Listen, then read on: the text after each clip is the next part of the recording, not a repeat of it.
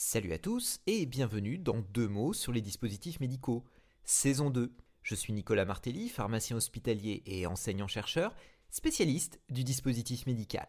Aujourd'hui, on parle du traitement de l'insuffisance mitrale par réparation valvulaire. Je remercie Noémie Gons, qui m'a beaucoup aidé pour la rédaction de cet épisode. Un grand merci Noémie. Allez, c'est parti.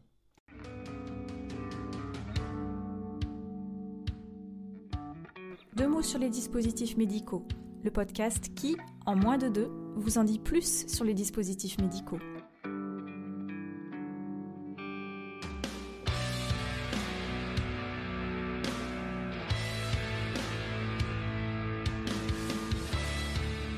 L'insuffisance mitrale, qu'est-ce que c'est ? Déjà, la valve mitrale, c'est une des 4 valves du cœur. La valve mitrale, c'est celle qui permet la communication entre l'oreillette et le ventricule gauche.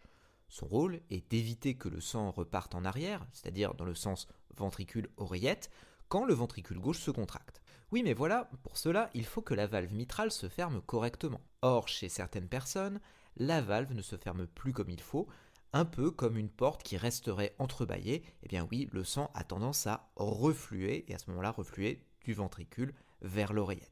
On parle alors de régurgitation mitrale.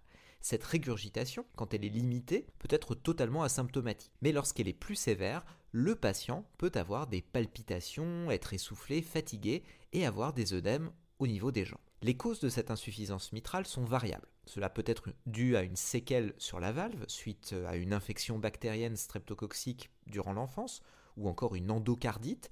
Cela peut être aussi dû à une lésion de la valve mitrale suite à un infarctus ou bien une dilatation de l'orifice de la valve mitrale associée à une cardiomyopathie dilatée, comprendre une maladie qui touche le muscle cardiaque et réduit sa capacité à pomper le sang. Pourquoi doit-on traiter cette insuffisance mitrale ?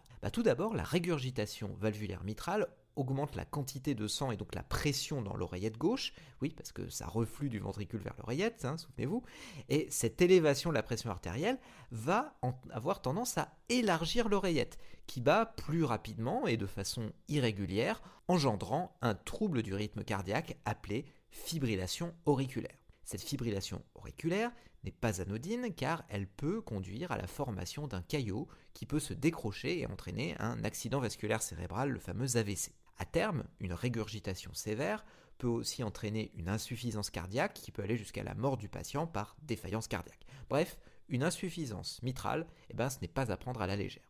Comment ça se traite alors ?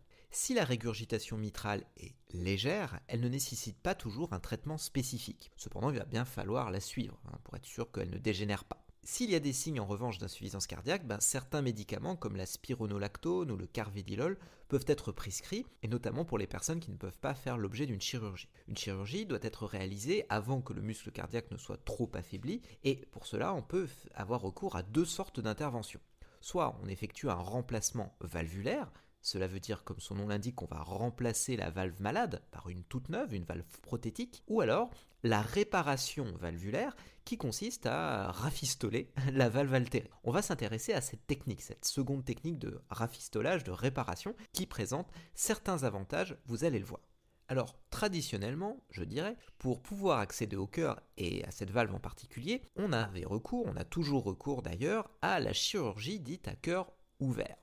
Cette chirurgie ne peut pas se faire à cœur battant, il faut pour cela arrêter le cœur du patient, installer une circulation extracorporelle pour pouvoir permettre d'oxygéner le sang de son patient.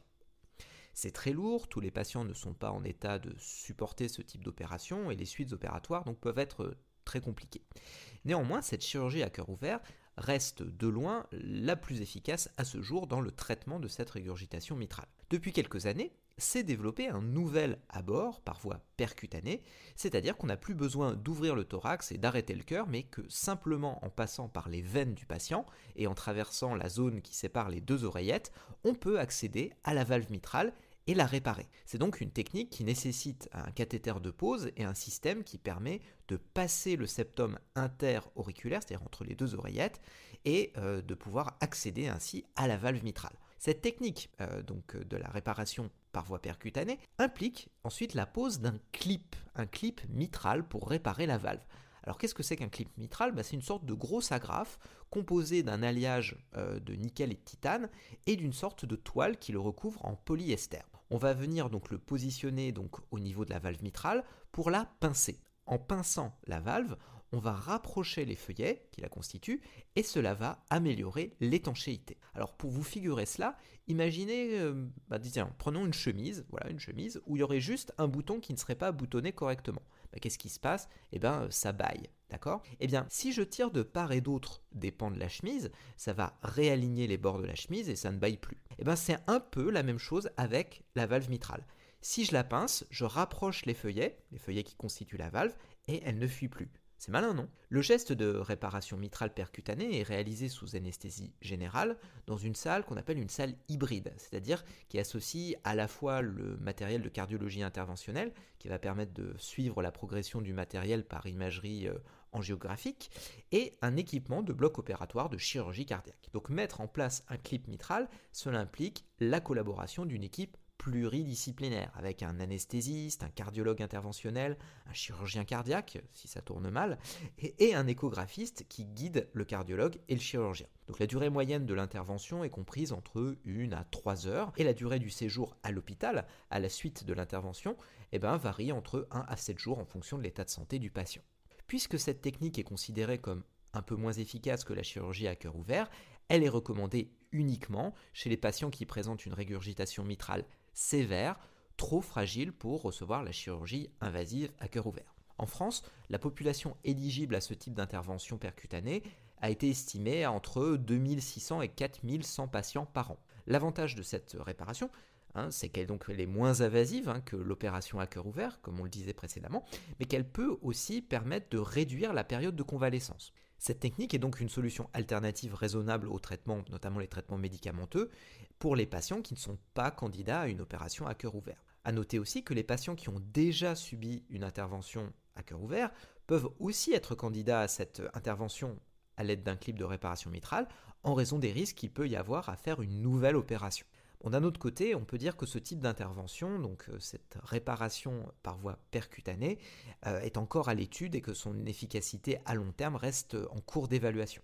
De plus, elle ne convient pas à tous les patients, donc il y a seul un nombre limité de patients qui peuvent en bénéficier, puisqu'il faut avoir une certaine anatomie et un type de régurgitation particulier pour pouvoir en bénéficier. En résumé, l'insuffisance mitrale liée à la régurgitation à travers cette valve cardiaque est une maladie potentiellement très grave. Elle se traite par chirurgie à cœur ouvert, mais actuellement, de nouvelles techniques de réparation à l'aide de clips permettent d'opérer des patients qui étaient jusqu'alors récusés pour cette chirurgie très lourde. Technique donc au fort potentiel, elle reste à valider dans les années à venir par des études au long cours. Je dédie cet épisode à mes étudiants de 5e année qui sont engagés dans un projet, disons-le, un peu fou, depuis quelques mois, et que nous leur avons donné avec mes collègues enseignants et où nous les avons mis au défi de développer justement un DM innovant dans ce domaine qui permettrait de traiter les patients atteints d'insuffisance mitrale. Je suis sûr qu'ils vont y arriver et qu'ils vont nous faire un super DM. Ici s'achève cet épisode de 2 mots sur les dispositifs médicaux. Si cet épisode vous a plu, n'hésitez pas à me laisser un petit pouce bleu si vous m'écoutez sur YouTube et des étoiles par milliers si vous m'écoutez ailleurs. N'hésitez pas non plus à vous abonner pour ne pas manquer les prochains épisodes. Merci beaucoup pour votre écoute et je vous dis à très bientôt. Salut à tous.